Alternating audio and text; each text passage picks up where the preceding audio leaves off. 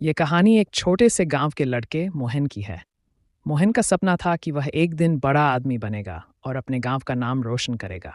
वह हमेशा सोचता था कि वह कुछ ऐसा करेगा जो सबके लिए प्रेरणा बने। लेकिन उसकी हालत बहुत खराब थी। मोहन के माता पिता किसान थे और उनका जीवन बहुत कठिन था। उनकी आर्थिक स्थिति भी बहुत कमजोर थी। गांव में लोग अक्सर उसे ताने मारते थे और कहते थे, तुम जैसे गरीब लड़के का सपना कभी सच नहीं हो सकता। तुम किसी भी बड़े काम के लिए नहीं बने हो। मोहन को ये बातें बहुत कचोटती थीं, लेकिन उसने कभी हार नहीं मानी। उसके दिल में एक बात साफ थी, अगर मैं खुद पर विश्वास रखूं तो मेरा सपना सच हो सकता है। मोहन का सपना था कि वह डॉक्टर बनेगा और गरीबों का इलाज करेगा।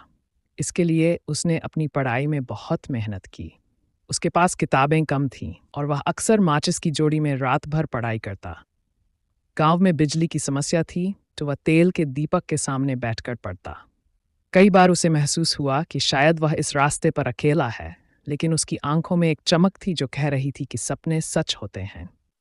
समय बीतता गया और मोहन की मेहनत रंग लाई। उसने अपनी बोर्ड की परीक्षा में शानदार अंक प्राप्त किए।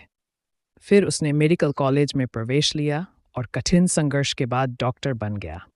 काफी समय बाद मोहन अपने गांव लौटा। वहां के लोग अब उसे गर्व से देखते थे।